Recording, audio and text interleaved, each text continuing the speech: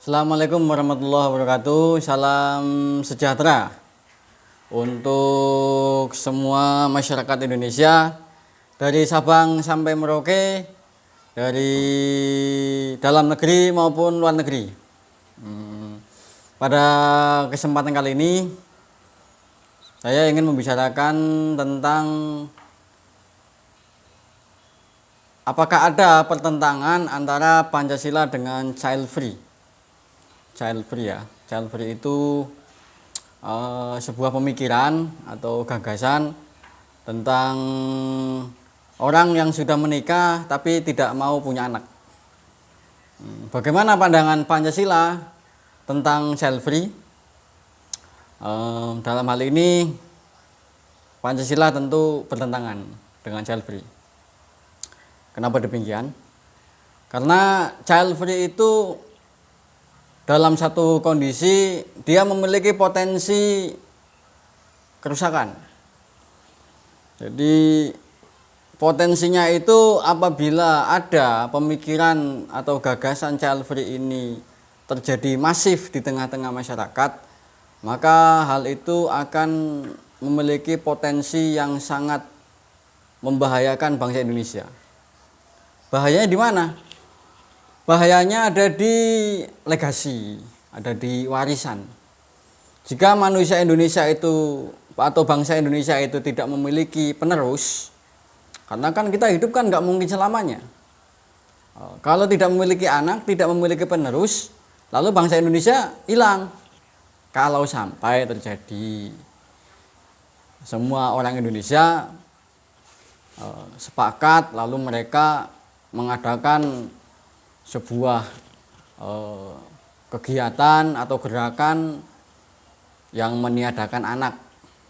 Manusia Indonesia bebas dalam berpikir, bebas dalam menggali ide-ide ataupun gagasan. Namun kita juga terbatas pada kesepakatan bersama ataupun dalam satu gagasan bersama yang kita terima.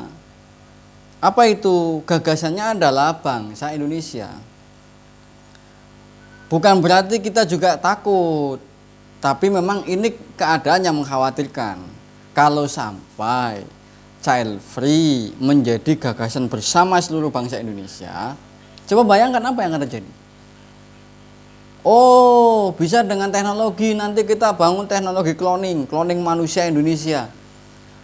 Kan juga perlu kita pikirkan, apakah benar pada saatnya nanti kalaupun ada manusia cloning akan menjamin kualitas manusia Indonesia, baik kualitas secara fisik maupun kualitas aspek-aspek yang lainnya. Pun kita juga tahu kan bahwa adanya kemungkinan tentang krisis teknologi kan bisa terjadi. Sekarang ini kita pun tahu ya, di Eropa sekarang ini sedang mengalami satu kondisi krisis, yaitu krisis energi. Tentu energi juga berpengaruh terhadap teknologi kan begitu.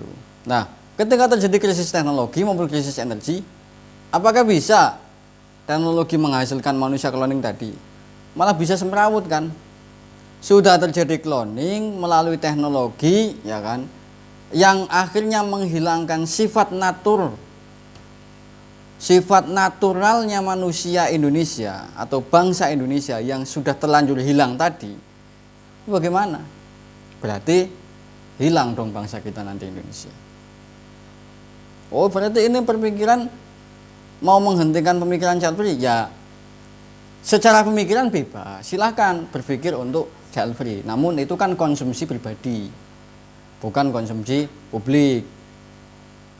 Kalaupun mau debat publik juga, ya silahkan. Kalaupun memang hal itu ya bagian daripada kebebasan berpikir kan gitu. Namun ya saya secara pribadi tolonglah dipikirkan kembali terkait dengan pemahaman child free ataupun kebebasan dalam tidak memiliki anak kan begitu. Dan yang lainnya adalah ketika hilangnya sifat natural tadi, akhirnya apa yang terjadi? Contoh, kita bicara tentang satu keadaan di mana manusia kehilangan naturalnya. Ketika manusia kehilangan naturalnya, dia akan berkurang kemampuan-kemampuan kemanusiaannya.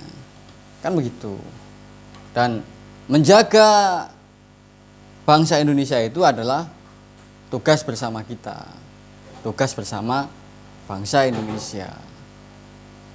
Ya, semoga orang-orang yang saat ini sudah memutuskan untuk child free, ya semoga ya diberikan hidayah ya.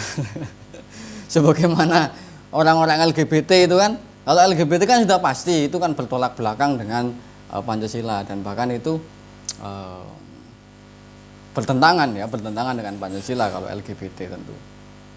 Karena mungkin juga termasuk LGBT dan child free itu bisa dikatakan satu haluannya sama-sama tidak mendukung adanya reproduksi ya. Dan semua juga tahu kan, ada di berita-berita media massa jika saat ini di Eropa sedang mengalami penurunan populasi. Di Jepang, di Korea, di Amerika itu kan sedang terjadi penurunan populasi, kecuali di India, di Indonesia. Dan Cina sendiri sekarang juga sudah mulai mengalami pengurangan populasi, bukan pengurangan secara sistemik, tapi memang terjadi betul karena pemahaman masyarakatnya. Contoh di Eropa sendiri, kenapa terjadi pengurangan populasi? Satu, karena memang tadi salah satunya karena faktor child free. Yang kedua karena faktor LGBT. Yang ketiga karena faktor sulitnya untuk berinteraksi antar sesama manusia di Eropa sana, sulitnya membangun kekuatan relationship, saling percaya bahwa dengan menikah maka akan mencapai sebuah kebahagiaan. Yang mana memang hal itu bertumbuh pada apa? Kuatnya sifat egois dalam diri pribadi masing-masing. Jadi kuatnya keegoisan itulah yang menyebabkan manusia mengalami kesulitan untuk hidup dalam tatanan sosial bersama. Tatanan sosial yang bagaimana? Tatanan sosial contoh begini. Manusia apakah akan bahagia kalau dia menikah dan punya anak? Wong yang menikah dan punya anak saja belum tentu ada jaminan kebahagiaan, apalagi yang hidup sendirian. Tanya aja sama jomblo-jomblo itu. Jomblo, apakah kamu bahagia dengan hidup sendirian? Bahagia dalam khayalanmu sendiri, kan gitu. Ya, oke, terima kasih buat kawan-kawan, saudara-saudara, teman-teman, sahabat-sahabat, khususnya pemuda Indonesia. Mari kita hindari LGBT dan hindari child free, supaya bangsa kita nanti punya penerus, bangsa kita punya legasi, punya pewaris-pewaris yang akan meneruskan eksistensi bangsa Indonesia di muka bumi ini. Kalaupun Eropa nanti hilang, ya itu urusan bangsa Eropa kan. Kalau misalnya bangsa Korea habis, ya itu urusan bangsa Korea. Nah, kita kan sebagai bangsa Indonesia sudah mengingatkan ya, misalnya dengan kayak gini kan, betapa child free itu memiliki potensi yang berbahaya bagi eksistensi manusia di muka bumi. Gitu. Terima kasih. Tetap semangat masyarakat Indonesia, pemuda Indonesia. Mari kita bergerak aktif demi kemajuan bangsa kita dan tentunya peradaban dunia. Terima kasih. Allahul muwaffiq ila aqwamit thoriq. Assalamualaikum warahmatullahi wabarakatuh.